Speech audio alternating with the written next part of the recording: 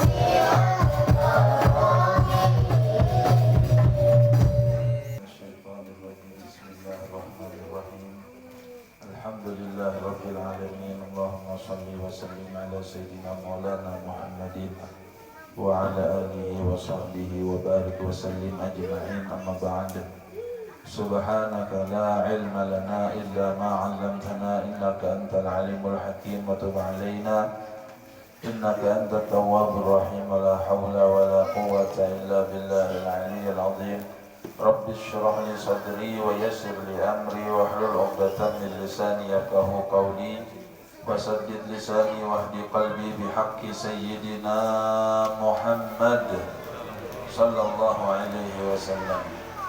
Alhamdulillah, segala puji dan syukur kita ucapkan, kita haturkan kehadirat Allah Subhanahu wa taala atas limpahan taufik, hidayah, inayah dari Allah Subhanahu wa taala sehingga pada malam hari ini kita masih istiqamah hadir di Majelis Ta'lim An-Nur, membaca sholawat dan qasidah burdah dan hadir untuk menambah ilmu pengetahuan agama kita, serta mudah-mudahan ini semua menjadi penyebab ridhanya Allah Subhanahu wa taala. Amin ya Allah ya rabbal alamin.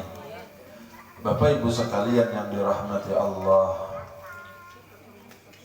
pada malam hari ini kita akan membahas tentang kelebihan mengerjakan sholat 5 waktu. Jadi kita sudah masuk bab fadilah, yaitu mengerjakan sholat 5 waktu. Ya walaupun andai kata sholat 5 waktu itu tidak ada fadilahnya, andai kata, tapi itu adalah perintah Allah Subhanahu wa ta'ala, dan setiap perintah Allah Subhanahu wa ta'ala itu pasti mengandung kebaikan bagi kita.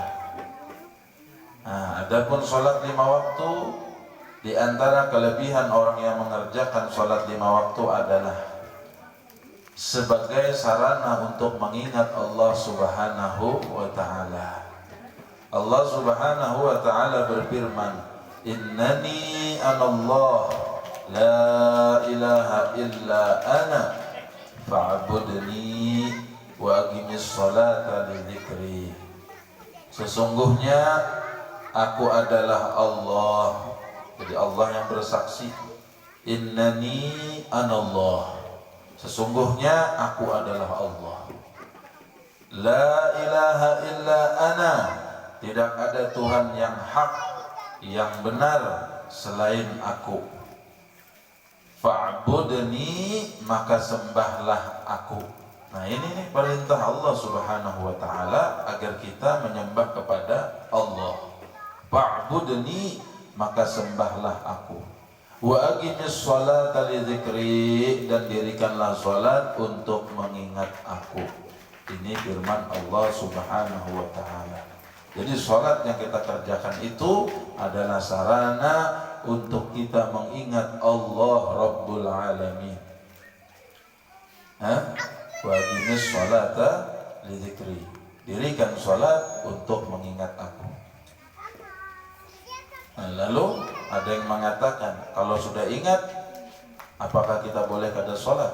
Artinya aku walaupun kada sholat ya ingat kepada Allah. Tidak bisa.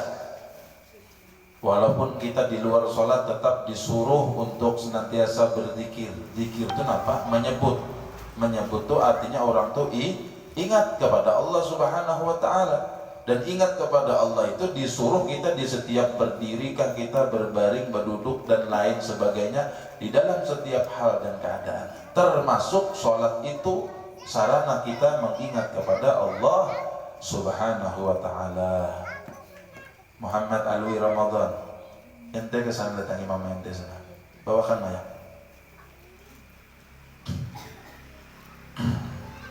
Duduk pintar situ ya, abah pengajian dulu pintar lah. Jadi ada orang juga tuh kada perlu bertakbir, kada perlu ruku, i'tidal, sujud dan lain sebagainya tuh, yang penting eleng, yang penting ingat kepada Allah. Nah ini salah. Ini orang-orang kajiannya yang sabuku, yang kada sembahyang lagi. Inya bilanya waktu sholat, inya duduk aja eleng melena aja, mengingat Allah. Padahal ingat Allah itu bisa duduk, bisa berdiri, bisa berbaring, dan yang lebih khusus lagi mengingat Allah itu dalam sholat. Fa'budni, sembahlah aku, ujar Allah. Menyembah Allah tentunya dalam perintah Allah seperti sholat 5 waktu yang wajib. Hati-hatilah pada sembahyangan, berbahaya nih. Jadi kita disuruh oleh Allah mendirikan sholat, dan efeknya sholat itu membuat kita mudah nanti mengingat Allah di luar sholat kita. Namun di dalam sembahyang aja kada ingat, apalagi di luar sholat. Contohnya ada orang tuh kaget, amun orang yang ada hatinya ingat kepada Allah, zikirnya di lisan, bahkan kalau sudah capek lisannya berzikir, hatinya yang berzikir, kagetnya tuh ucapan-ucapan yang baik. Astagfirullahaladzim, takajub, Allahu Akbar, keluar apa yang ada di dalam hati melalui mulut kita. Karena mulut ini corongnya laksana teko itu, teko air kan ada corongnya tuh untuk mengeluarkan. Bila dalamnya kopi dituangkan pasti keluar tuh kopi melalui corong itu tadi. Bila dalamnya teh maka keluarnya teh. Bila dalamnya susu keluarnya susu. Ada mau pang dalamnya kopi keluarnya madu tuh, ada mau. Itu keganjilan bulan. Itu normalnya tuh. Maka apa yang ada di hati kita nih, lisan ini akan memberikan gambaran apa yang ada di dalam hati kita. Bilanya lisan ini busuk, maka alamat galbi, hati kita ini busuk. Bila hati kita rusak, nih alamat lisan kita ini rusak. Ia nang mendolimi orang dengan lisan, menyakiti orang dengan lisan, mengganggu orang dengan lisan. Maka ujar Nabi apa? Al-muslimuna man salimal muslimun min lisanihi wa yadihi. Al-muslimu man salimal muslimuna min lisanihi wa yadihi. Yang dinamakan orang muslim itu adalah orang yang selamat muslim lainnya dari gangguan lidah dan tangannya. Itu orang muslim tuh. Menahandak tahu kita ini muslim gak kada. Ijar bersahadat muslim, tapi yang dimaksud ini nang bujur-bujur menghamba kepada Allah. Muslim berserah diri kepada Allah adalah dia ini menjaga agar orang lain tidak tersakiti dengan lidah apalagi dengan tangannya. Jangan sampai ada orang muslim lain tersakiti dengan lidah dan perbuatanku. Itulah orang yang muslim. Man salimal muslimuna min lisanihi wa yadihi. Nah ini, ya Allah, hati-hati kita nih dari lisan kita, maka itu alamat yang ada di dalam hati kita. Tahajud, Allahu Akbar, la ilaha illallah. Baguslah mentahajud tuh mati sekalian gak berzikir lah. La ilaha illallah, tahajud mati serang jantung, bagus benar.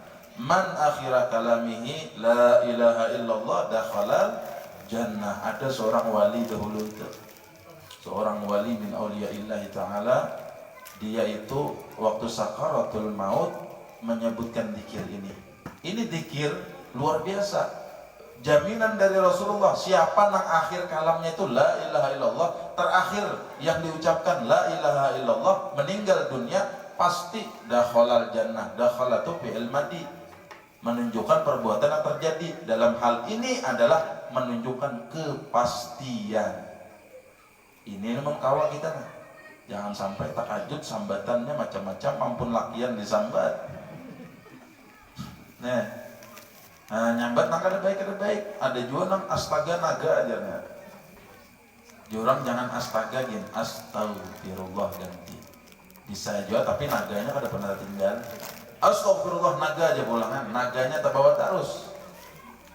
Nah, akhir kalam siapa nang la ilaha illallah dakhalal jannah, itu hadis yang disabdakan oleh Rasulullah sallallahu alaihi wasallam, pasti masuk surga asal nang disambat terakhir tuh la ilaha illallah.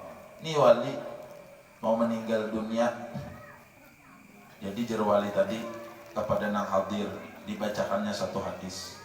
Gala Rasulullah sallallahu alaihi wasallam di tengah sakitnya nih, sudah sakit parah, dan murid-murid serta keluarga dan muhibbinnya itu berkumpul menyaksikan beliau ini. Dan jarsidin apa? Gala Rasulullah sallallahu alaihi wasallam, bersabda Rasulullah sallallahu alaihi wasallam, man akhira kalamihi la ilaha illallah, meninggal sidin. Lalu jamaah menyambungkan hadis dakhalal jannah, masuk ke surga, pasti masuk surga. Ya, nih. Tapi ingat, seseorang itu mati atas kebiasaan yang digawinya semasa hidup. Yamutul mar'u ala ma'asya alaih. Seseorang akan mati sesuai kebiasaan hidupnya. Bila kebiasaan hidupnya baik, insya Allah meninggal dunianya baik. Bila kebiasaannya buruk waktu hidup, maka meninggal dunianya tuh buruk. Itu sudah, bahasa kita tuh sudah sunnatullah. Pintar, dudukan. Anak mengaji dudukan sini, dudukan pintar. Jangan keluyuran. Tidak dangal, biar mendapatkan keberkahan majelis. Jangan keluyuran, jangan ribut. Dudukan. Yang pintar lah. Ini kita perlu memperhatikan hal semacam ini. Hendak mati bagus, hendak mati husnul khotimah, gawian kada sembahyang. Hendak matinya itu selamat, gawiannya kada mau beribadah. Maka naudzubillah, apalagi gawiannya ketujuh bermaksiat, maka kebiasaannya meninggalnya dalam keadaan maksiat, naudzubillah min dzalik. Maka kehidupan ini innamal a'mal bil khawatim. Umur itu tergantung penutupan. Maka sia-sia seseorang yang seandai kata umurnya itu 80 tahun, ibadahnya banyak, bahkan hampir akhir hayatnya ibadah, tapi ujungnya su'ul khotimah itu akan sangat sia-sia. Dan beruntunglah seseorang yang walaupun hidupnya kada banyak ibadah dan terjerumus kepada maksiat, akan tetapi ketika akhir hayatnya husnul khotimah. Ini rahasia Allah, kita kada tahu, jangan meremehkan. Ini rahasia Allah. Berapa banyak ahli maksiat yang di akhir hayatnya husnul khatimah, dan berapa banyak ahli taat yang akhir hayatnya su'ul khatimah. Kita hanya bisa bermohon kepada Allah Subhanahu wa taala, mudah-mudahan hidup kita ini ditutup nanti dengan husnul khatimah. Amin. Khususnya kita yang mau belajar, mau mengaji, mau hadir majelis, mau beribadah, mau berbuat kebaikan, kita berharap kepada Allah, ya Allah jangan sia-siakan hidup ini. Ya Allah jangan sia-siakan hadir di majelis ini, kecuali nikmat yang paling ganda Engkau berikan ya Allah, yaitu husnul khatimah. Ini kalau husnul khatimah, ada kisah lagi awal hidup sampai akhir, yang dilihat itu terakhirnya itu. Bila sudah meninggal dunia dalam keadaan husnul khatimah, kayak apa aja kisahnya sebelumnya tuh kada lagi, artinya dapat kebaikan orang nih. Bilanya akhir hayatnya su'ul khatimah, kayak apa aja kisahnya tuh, mau nang baiknya kayak apa, kada ada kisah kecuali neraka Allah Subhanahu wa taala. Naudzubillah. Namun sekali lagi ini semua rahasia Allah. Dan kita kada berhak memvonis siapapun. Kita hanya bisa bermohon, dan kita semua kada tahu bagaimana nanti Allah menutup keadaan kita ini, kada pernah tahu kita. Dalam keadaan apa kita meninggal dunia kada tahu kita. Akan tetapi kita punya harapan sesuai apa yang disabdakan Rasulullah, yamutul mar'u ala ma'asya alaih. Seseorang akan meninggal dunia sesuai kebiasaannya sewaktu di dunia. Itu harapan kita, dan kita bermohon kepada Allah mudahan husnul khatimah. Amin. Inya ujar orang tuh Di antara jalan untuk meraih husnul khotimah, hadirnya kita di majelis-majelis ilmu, majelis salawat dan zikir. Apa ujar Nabi? Ghanimatu majalisul ilm al-jannah. Ghanimah, keuntungan. Jika orang berdagang tuh, apanya tuh? Hujungan. Keuntungannya, kita punya modal nih.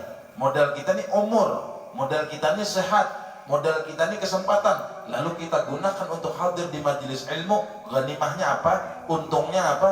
Ghanimatu majelis ilm al-jannah. Keberuntungan majelis ilmu itu adalah surga, ujar Nabi. Laba nangkan pian dapat nanti surganya Allah Subhanahu wa ta'ala. Nah, kada gampang-gampang itu. Makanya hadir majelis itu dikatakan nyaman bisa nyaman, dikatakan berat bisa berat. Dan jarang orang itu nangkawa istiqomah. Karena apa? Kebaikan itu huffat bil makarih.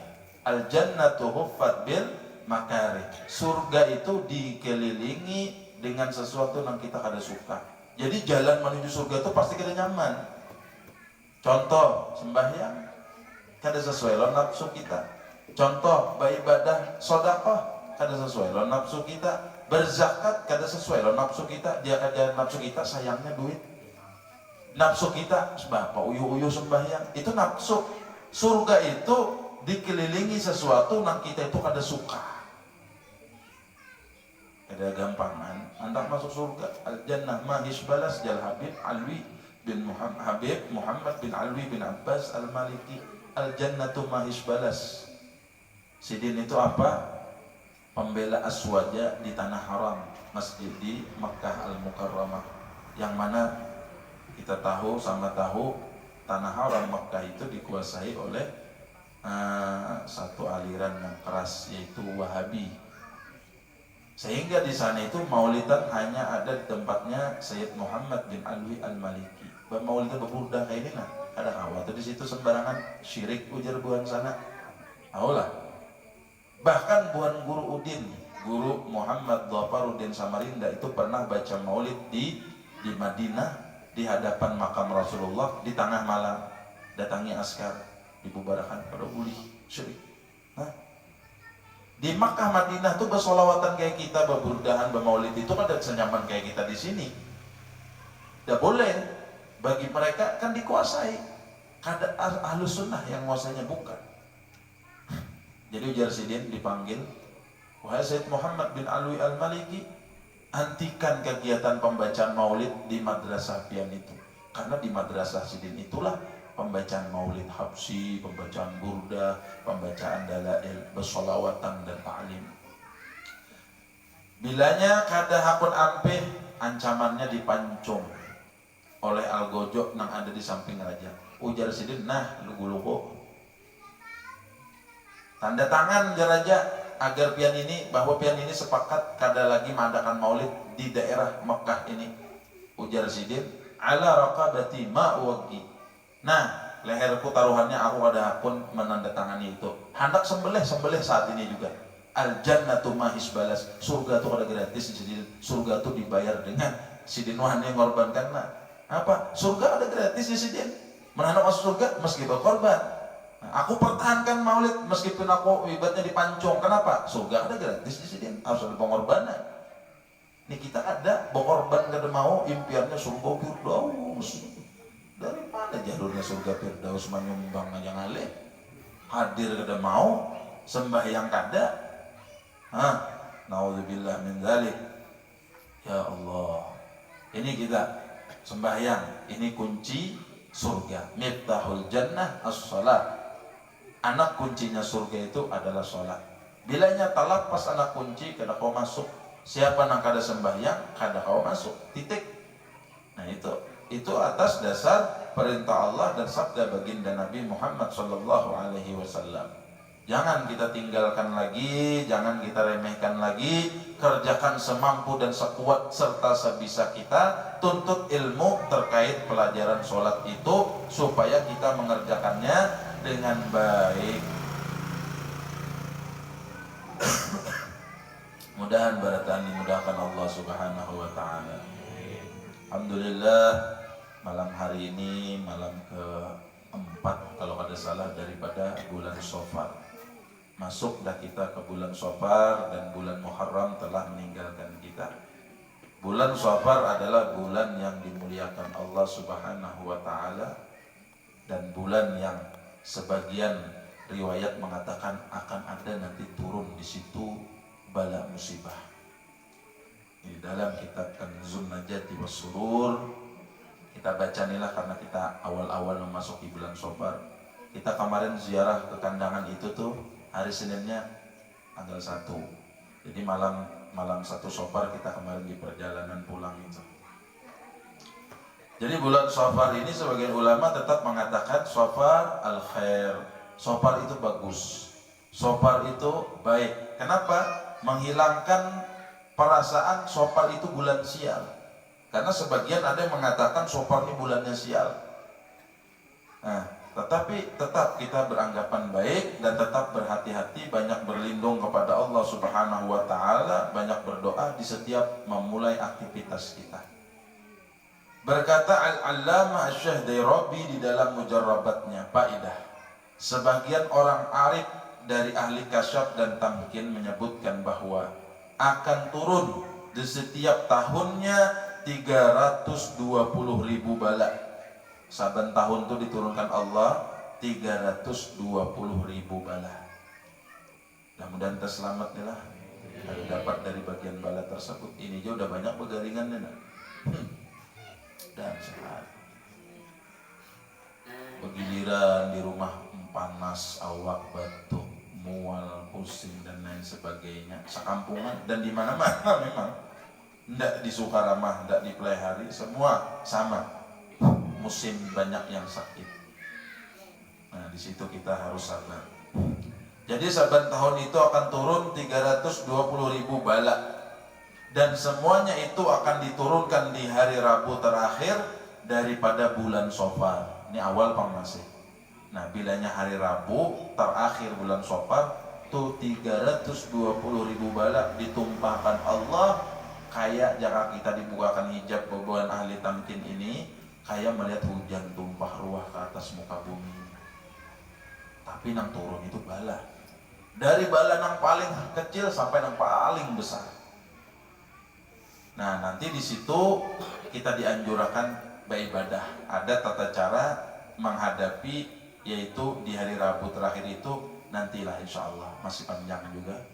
Jadi insya Allah kita bacakan nanti ada sholat-sholat sunat yang kalau kita hendak menggawinya sangat bagus di Rabu terakhir itu untuk menghindari bala musibah yang Allah turunkan di Rabu terakhir, yaitu sebanyak 320.000 bala.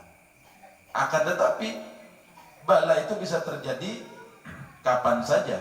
Akan tetapi di sini dalam bab ini di Rabu terakhir bulan Shofar itu ada yang namanya arba mustamir. Sebagian mengatakan hari naas. Tapi kada salahnya kita ba'amaliyah minta tolak bala semacam itu. Mudah-mudahan Allah memberikan kita sehat, panjang umur, sehat walafiat, mudah dalam beribadah, mudah dan istiqamah dalam menuntut ilmu, dan kada habisnya kada putus menuntut ilmu kecuali kita semua sudah berpulang ke rahmat Allah dengan membawa husnul khatimah. Amin ya Allah ya Rabbal Alamin. Terima kasih banyak. Semalam kita ada agenda ziarah ulun pribadi, mungkin sebagian malam kada sempat karena ada 2 bis. Terima kasih, jazakumullah yang halal dan barokah. Mudah-mudahan semuanya dijadikan orang yang kaya dunia wal akhirat, dan mudah-mudahan apa yang kita miliki semua diberkahi Allah Subhanahu wa taala. Rezeki kita diberkahi, keluarga kita diberkahi, anak istri kita diberkahi, harta benda kita diberkahi, semua yang ada pada kita dan keluarga kita diberkahi Allah Subhanahu wa taala. Dan mudah-mudahan berkat berkumpul di majelis yang mulia ini, dosa-dosa kita diampuni oleh Allah Subhanahu wa taala, hajat-hajat kita dikabulkan Allah Subhanahu wa taala, penyakit-penyakit kita disembuhkan Allah Subhanahu wa taala. Dan mudah-mudahan melalui majelis yang mulia ini, perantara salawat kepada Nabi Muhammad sallallahu alaihi wasallam, mudah Mudah-mudahan kita hidup beriman, mati membawa iman, husnul khatimah. Amin ya Allah ya rabbal alamin. Wassallallahu ala sayyidina maulana Muhammadin wa ala alihi wasallam. Alhamdulillahi rabbil alamin. Insyaallah kita lanjut malam Kamis.